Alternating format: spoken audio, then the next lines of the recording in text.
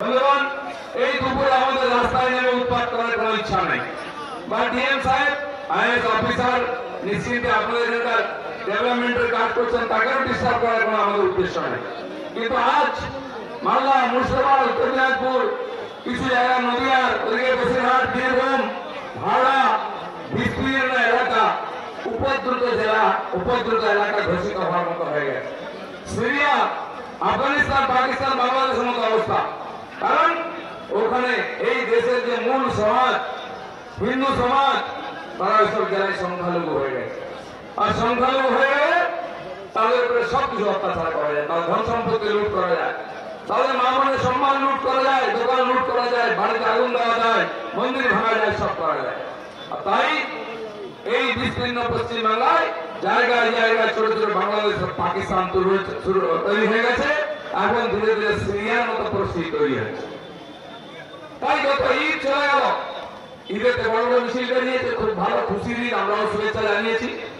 কিন্তু সেই যে জমায়েত হয়েছে, যেটা মাননীয় এমপি বললেন, হিন্দুদেরকে জবাই করার কথা বলা হচ্ছে। কোথাও প্যালেস্টাইনের পতাকা দিয়ে ওখানে উৎপাত করা হচ্ছে, দেশ বিরোধী স্লোগান দেওয়া হচ্ছে। মোথাবাড়িতে, জঙ্গিপুরেতে সংবিধান মানি না, সুপ্রিম কোর্ট মানি না, এই স্লোগান দেওয়া হচ্ছে। কিন্তু পুলিশকে আমরা কিছু করতে দেখলাম না। আজ পুলিশ এত সক্রিয় হয়েছে, বিশাল বিশাল ব্যারিকেড করেছে, মনে হচ্ছে যুদ্ধ বেড়ে গেছে। আমরা শান্তিপ্রিয়, গণতন্ত্রের প্রিয় মানুষ, ভারতীয় জনতা পার্টির কার্যকর্তারা এই দেশের সংবিধানের আধারে রাজনীতি করেন। তাই হ্যাঁ, ভয় পাবেনি। সরকার ধীরে ধীরে দুর্নীতির পাকেট হয়ে যাচ্ছে, অত্যাচার, আইন শৃঙ্খলার অবনতি হচ্ছে, আর তার ভয় বাড়ছে। আসলে এখানকার মানুষ ভয় পেত, এখন সরকার ভয় পেতে আরম্ভ করেছে। তাই এরা কাকে নিজের শত্রু আর কাকে মিত্র মনে করেছে? এদের কাছে শত্রু হচ্ছেন ওই যোগ্য শিক্ষকরা যারা পড়াশোনা করে পরীক্ষা দিয়ে চাকরি পেয়েছে, তাদেরকে ভয় করছে। তারা খালি হাতে গেছেন, বন্ধু নিয়ে যাননি, আগুন জ্বালাতে যাননি, তাদের বক্তব্য রাখতে গেছিলেন, তাদের প্রতি অবিচার হয়েছে ডিআই অফিসে। আপনার টিভির পর্দায় দেখেছেন পুলিশ তাদের সঙ্গে কি ব্যবহার করছে। একজন মাস্টার মশাইকে প্রকাশ্য রাজপথে লাথ মারছে, পেটে লাথ আর পিঠে লাঠি মারা হচ্ছে, পেটে লাঠি, পিঠে লাঠি মারা হচ্ছে প্রকাশ্যে। তার কলার ধরে দেখা যাবে ওই পুলিশের ছেলে মেয়েকে এরকম মাস্টার মশাই পড়ান, টিউশনে পড়ান, স্কুলেও পড়ান। আজ আমি জানি না এরকম মাস্টারদের কাছে উনি পড়েছেন কিনা। আজ পশ্চিমবাংলার শিক্ষা ব্যবস্থা কোথায় পৌঁছেছে, টিচারদের প্রতি সরকারের যে ব্যবহার, তারা দেখে বোঝা যায়। ধর্মতলা প্রাইমারি টিচাররা একসময় অবস্থান করছিলেন, পুলিশ তাদেরকে কলার ধরে গাড়িতে তুলে নিয়ে গেছিল মারতে মারতে। এরা আজকে সরকারের শত্রু হতেন এই শিক্ষকরা। এসএসসি পাস করে হাজার হাজার ছেলে মেয়ে বসে আছে, তাদের চাকরি নেওয়া হচ্ছে না, তারা রাস্তাতে ধর্ণা দিচ্ছে। এরা হচ্ছে এই সরকারের শত্রু। আমরা এই টিচারদের কথা, যারা ডিএ পায়নি সরকারি কর্মচারী, তাদের কথা বলে আন্দোলন করছি। আমরা সরকারের শত্রু হয়ে গেছি। সরকারের বন্ধুকে যারা মোথাবাড়িতে হিন্দু বাড়ি ঘর লুট করলো, থানা ভাঙলো, গাড়ি জ্বালালো, তারা যারা জঙ্গিপুরেতে সংবিধান মানে না বলে স্লোগান দিল, বাড়ি ঘর ভাঙলো, থানা জ্বালিয়ে দিল, তারা এই সরকারের বন্ধু। তাই পুলিশ তার উপর লাঠি চালায় না, কেস দেয় না, অ্যারেস্ট করে না।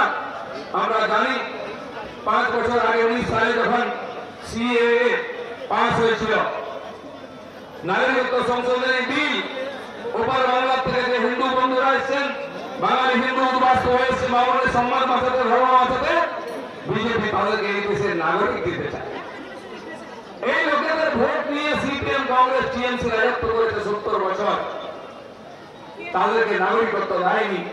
বিজেপি নাগরিকত্ব দিতে গেছিল, বিল নিয়ে এসে আইন করেছে, নাগরিকত্ব দেওয়া শুরু হয়ে গেছে। কিন্তু সেই আইনের বিরুদ্ধে পশ্চিমবঙ্গে সবচেয়ে বিরোধিতা হয়েছে। বিরোধিতা শুধু নয়, এই ধরনের হিংসক আন্দোলন, বেলডাঙ্গা স্টেশন পুড়িয়ে দেওয়া হলো, ট্রেন ফেরানো হলো, বাস ফেরানো হলো, রেল লাইন উপরে দেওয়া হলো, কারা করেছে? এই এরাই, যারা ওপার বাংলা থেকে রোহিঙ্গা অনুপ্রবেশকারী এসেছে, যাদেরকে টিএমসির লোকেরা রেশন কার্ড করে দিচ্ছে, আধার কার্ড করে দিচ্ছে, ভোটার কার্ড করে দিচ্ছে। 62 লক্ষ আধারে রেশন কার্ড বাতিল হয়েছে। তারা কারা? তারা এখানে থাকে না, কার্ড হয়ে গেছে, ওপারেও কার্ড, এপারেও কার্ড।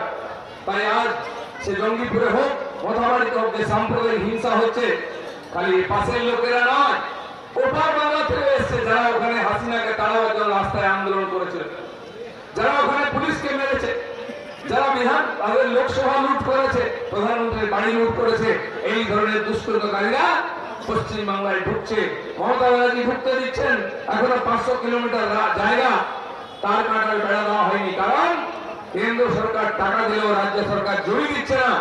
এই জন্য দিচ্ছে না যে উপাস থেকে এসে এখানে উৎপাত করবে, ভয় লাগাবে, ভোটের সময় ভোট দেবে, রিগিং করবে, লুট করবে, তাদের জন্য খোলা ছুট দেওয়া হয়েছে। তাই বন্ধুগণ, মোথাবাড়ি খালি একটা ছোট্ট ঘটনা নয়। তাই স্লোগান উঠেছে, আমার বাড়ি তোমার বাড়ি, আমার বাড়ি তোমার বাড়ি। তো বন্ধুগণ, মোথাবাড়ির যে হিন্দুরা ওখানে লড়াই করে বেঁচে আছেন, তারা সংখ্যায় কম, সংখ্যালঘু, তাই তাদের উপরে ওখানকার সংখ্যাগুরু অত্যাচার করছে। এরকম পশ্চিম বাংলার গ্রামে গঞ্জে এই ধরনের ঘটনা ঘটে চলছে। কোথাও পুলিশকে দেখতে পাই না, মমতা ব্যানার্জির সরকারকে দেখতে পাই না এই হিন্দুদেরকে রক্ষা করার জন্য, বরং মুখ্যমন্ত্রী হিন্দুদের গালাগালি দেন, আমাদের পবিত্র মহাধর্মকে মৃত্যুকুম্ভ বলেন, আমাদের ধর্মকে গন্ধা ধর্ম বলেন। তার মানসিক স্থিতি কি আছে, তার ইচ্ছা কি আছে, আমরা এই কথা থেকে বুঝতে পারি। আজ দেখুন, সেই স্বাধীনতার আগের থেকে এখানে মুসলিম তোষণ চলেছে, হিন্দুদের অত্যাচার চলেছে, বারবার দাঙ্গার নামে গণহত্যা হয়েছে, গ্রেট ক্যালকাটা কিলিং হয়েছে, 30,000 হিন্দুকে হত্যা করা হয়েছে। আবার সেরকম পরিস্থিতি কলকাতায় তৈরি হয়েছে। তসলিমা নাসরিনকে এখান থেকে তাড়িয়ে দেওয়ার জন্য সিপিএম আমলে এই মৌলবাদী মুসলমানদের রাস্তায় নেমে বাড়ি দাঁড়িয়েছিল। আর আজ কালকে আপনারা দেখেছেন কলকাতাতে এই ওয়াকফ বোর্ডের বিরুদ্ধে, বিলের বিরুদ্ধে ওখানে ধর্ণা ছিল, বিক্ষোভ দেখাচ্ছিল একদল লোক। তারা কি করেছে, একটা বাসেতে রামনবমীর পতাকা লাগিয়ে যাচ্ছিল, গেরুয়া পতাকা, হনুমান ঝান্ডা। সে গাড়িকে ঘিরে সিদ্দিকুল্লাহ চৌধুরীর নেতৃত্বে তার গাড়ি থেকে পতাকা নামানো হয়েছে। আর যারা পতাকা নামাচ্ছে ওদের হাতে, কার হাতে পাকিস্তানের পতাকা, কার হাতে প্যালেস্টাইনের পতাকা, কার হাতে হামাসের পতাকা। কতদিন দেখতে হবে, কার হাতে আইএসআইএস এর পতাকাও থাকে। এই উগ্রপন্থী মৌলবাদী দেশ বিরোধীরা বারবার পশ্চিমবাংলায় উৎপাত করছে, আর মমতা ব্যানার্জি চুপ করে দেখছে। তিনি তার মধ্যে কোনো অপরাধ দেখতে পারেন না। সিদ্দিকুল্লাহ চৌধুরীর মতো মৌলবাদী সাম্প্রদায়িক দেশ বিরোধী নেতারা, যারা মমতা ব্যানার্জিকে ক্ষমতায় আনার জন্য বড় বড় রেলি আন্দোলন করেছেন, তাই আজকে তিনি মন্ত্রী হয়েছেন, কোন কাজ নাই, মন্ত্রী হয়ে ঘুরে বেড়াচ্ছেন। কারণ তিনি মুসলমানদের জমায়েত করে দেশের বিরুদ্ধে স্লোগান দেবেন, সংবিধানের বিরুদ্ধে, সুপ্রিম কোর্টের বিরুদ্ধে, পার্লামেন্টের বিরুদ্ধে স্লোগান দিয়ে এখানে একটা অস্থিরতা নির্মাণ করবেন, যাতে মমতা ব্যানার্জির সুবিধা হয়। কেন উৎপাত? রামনবমী উৎসব হবে, সবাই জেনে গেছে হিন্দু রাস্তায় নামবে। এক সপ্তাহ আগে থেকে সারা পশ্চিমবাংলায় অস্থিরতা তৈরি করা হচ্ছে, ভয়ের পরিবেশ তৈরি করা হচ্ছে, সাম্প্রদায়িক হিংসা করা হচ্ছে, যাতে হিন্দু সমাজ রাস্তায় না নামে। কিন্তু ভুলে যাবেন না, কালকের হিন্দু আর আজকের হিন্দুর মধ্যে আকাশ পাতাল তফাৎ আছে। তাই যে মোথাবাড়ির জন্য আজকে আমরা নেমেছি, সেই মোথাবাড়িতে যখন দাঙ্গা হলো, হিন্দুর অত্যাচার হলো, পুলিশ প্রশাসন চুপ করেছিল। রাম নবমীর দিন ওখানকার হিন্দুরা রাস্তায় নেমেছে, তলোয়ার নিয়ে, লাঠি নিয়ে, ডিজে নিয়ে, আর মোথাবাড়িকে কাঁপিয়ে দিয়েছে জয় শ্রীরাম বলে। আজ এই সরকার যদি অন্ধ থাকে, যদি কানা থাকে, যদি লুলো থাকে, লেংড়া থাকে, থাকুক, একদিন তার বিদায় হবে, কিন্তু হিন্দু সমাজ চুপ করে থাকবে না। যাকে যে ভাষায় জবাব দেওয়ার সেটাই দেওয়া হবে। পুলিশ বারবার বলছে, নেতারা বলেছেন অস্ত্র নিয়ে নামা অন্যায়। অনেক আতেল বুদ্ধিজীবী টিভিতে মাথা নেড়ে বলে এগুলো ঠিক নয়, অস্ত্র কেন?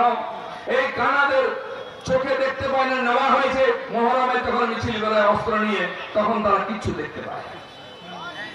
এই অন্ধ পুলিশ এবং প্রশাসন কিচ্ছু দেখতে পায় না, খালি হিন্দুদের হাতে অস্ত্র দেখতে পায়। কারণ কি হিন্দুদের হাতিয়ারে কি ধার বেশি আছে, চকচক করছে বেশি? সরকার হলে চকচক করবে, ধার হবে। কারণ এই যে সরকার আছে, এই সরকারের উপরে হিন্দু সমাজের কোনো বিশ্বাস আস্থা নাই। এই সরকারের অধীনে এখানে বড় বড় সাম্প্রদায়িক দাঙ্গা হিংসা হচ্ছে, আগুন জ্বলছে। দুনিয়ায় যেখানে যাই হোক, এখানে আগুন জ্বলে, হিন্দুর বাড়ি লুট হয়, হিন্দু মহিলার গায়ে হাত পড়ে, সম্পত্তি দোকান লুট হয়। এটা চলতে পারে না। মোথাবাড়ি দেখিয়েছে, পাশে কালিয়াচক, তারাও পিছিয়ে নেই, তারা হাজার হাজার লোকে হাইওয়েতে মিছিল করেছে, পশ্চিমবাংলার গ্রামে গ্রামে কোনায় কোনায় হাজার হাজার শোভাযাত্রা লক্ষ লক্ষ লোক নেমেছে। এটা হচ্ছে মোথাবাড়ির প্রতিভা। আমরা তো আজকে কয়েক হাজার লোককে মাত্র নিয়ে এসে সরকারকে সচেতন করতে শক্তি প্রদর্শন করিনি। দরকার হলে মালদার মানুষ শক্তি প্রদর্শন করবে, বিজেপি নেতৃত্বে করবে। তারা বারবার আমাদের ভোট দিয়ে আমাদের সঙ্গে আছেন, প্রমাণ করেছেন। গ্রামে গ্রামে থানায় থানায় আমরা বিক্ষোভ দেখাবো, এরকম ভিড় নিয়ে অচল করে দেবো মালদাকে, মুর্শিদাবাদকে। আজকে বহু জায়গায় ওয়াকফ বিলের বিরুদ্ধে প্রদর্শন করা হচ্ছে, হিংসা করা হচ্ছে। আজকে দুটো কারণে আমরা রাস্তায় এসেছি, এক হিংসা, দুই দুর্নীতি। এই যে 18,000 যোগ্য শিক্ষক যারা পরীক্ষার মাধ্যমে চাকরি পেয়েছিলেন, তাদের চাকরি খেয়ে নিচ্ছে এই সরকার। কেন?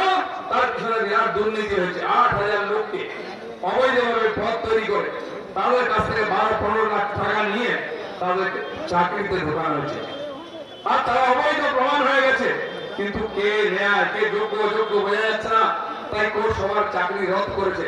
কিন্তু সত্যি সত্যি যারা যোগ্য 18,000 মানুষ, যারা 12 বছর ধরে চাকরি করছে, শিক্ষিত ছেলে পুলে, ছেলে মেয়ে বিয়ে হয়ে গেছে, ছেলে পুলে তারা স্কুলে পড়ছে, মা মার বয়স হয়ে গেছে, তাদের খাওয়া দাওয়া, তাদের ওষুধের খরচা আছে। জীবনের চাকরির 1/3 সময় চলে গেছে, 12 বছর। এখন হঠাৎ জীবন থেকে চাকরি চলে গেল, 50,000 টাকা ইনকাম ছিল, বন্ধ হয়ে গেল। তারা কোথায় যাবেন? তাই তারা ডিআই অফিসের সামনে ধর্ণা দিচ্ছেন, তারা বিরোধ করছেন। পুলিশের লাঠি কেটে হচ্ছে ওদেরকে। এই যে অপরাধ, এই 18,000 লোকের চাকরি ফেরত দিতে হবে। মমতা ব্যানার্জিকে নাকি খত দিয়ে গিয়ে সুপ্রিম কোর্টে বলতে হবে এদের কাছে যে 18,000 লিস্ট আছে ওইটা বৈধ, এদের চাকরি ফেরত দিয়ে বলতে হবে। এখন কেন বলছেন না? ওই চাকরি যদি ফেরত যায়, বাকি যে 8,000 লোক যারা টাকা দিয়েছেন টিএমসি নেতাদেরকে, তারা তখন টিএমসি নেতাদের বাড়ি আক্রমণ করবে। মোথাবাড়ি হিন্দুর বাড়ি ভাঙা হয়েছে, তখন টিএমসি লোকেদের বাড়ি ভাঙা হবে, লুট হবে। যেমন হাসিনার বাড়ি লুট হয়েছে, মমতার বাড়ি লুট হবে। 8,000 লোক কালীঘাট যাবে, কারণ এখানে 3টি জেলা থেকে লোক 1জন টাকা নিয়ে যাবে। নেতা আছে, সংখ্যালঘু নেতা, সে কোথায় গায়েব হয়েছে আমি জানি না। হাত ঘুরে ঘুরে ঘুরে ঘুরে সেই টাকা কালীঘাটে পৌঁছেছে। এই 8,000 লোকও কালীঘাট ঘেরাও করবে।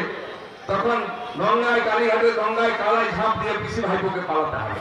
সেই দিন আসছে, কারণ এরা কেউ যেতে দিতে যায়নি। পার্থবাবুর মতো লোকেরা বলেছিলেন, এই শোন, এমএলএ বলেছেন 25টা নাম দিবি, 10 লাখ টাকা করে দিয়ে পাঠিয়ে দিবি, চাকরি হয়ে যাবে। তারা খুব চালাকি করেছেন, 25-এর জায়গায় 30টা নাম দিয়েছেন, 25টা পাঠিয়েছেন। 10 লাখের জায়গায় 15 লাখ নিয়েছেন, নিজের কাছে 5 লাখ রেখে নিয়েছেন। 2.5 কোটি টাকা পাচ্ছেন পার্থবাবু, আর 1.25 কোটি টাকা পাচ্ছেন যে নেতা, যে এমএলএ কালেকশন করছেন। সবাই লুট করেছে, কোন এমএলএ এমপি বাদ নয়, কোন লোকাল নেতা বাদ নয়, সবাই ভাগ পেয়েছেন, প্রসাদ পেয়েছেন। তো প্রসাদ যখন খেয়েছেন, তাহলে খাড়ার ঘাও খেতে হবে। বন্ধুগণ, সিপিএমরা শুরু করেছিল হিন্দুদের সমস্ত উৎসবকে সম্প্রীতির উৎসব করেছে। দুর্গা পূজাকে দুর্গোৎসব করে দিয়েছে। কেন? কি অপরাধ করেছে হিন্দুরা? আমরা নিষ্ঠার সঙ্গে উপবাস করে, শ্রদ্ধার সঙ্গে পুজো করে, উপবাস করে, মায়েরা উপবাস করে, তাকে সম্প্রীতির কেন করে দিচ্ছ? দুর্গা পূজা সম্প্রীতির, কালী পুজো সম্প্রীতির, বিজয়া সম্প্রীতির, দীপাবলি সম্প্রীতির, এখন রামনবমীকে সম্প্রীতি করা হচ্ছে। এই পাগলামিতে হিন্দুরা যেন পা না দেয়। অনেক শয়তান বদমাশ আছে, আমাদেরকে বোকা বানিয়ে রেখেছে।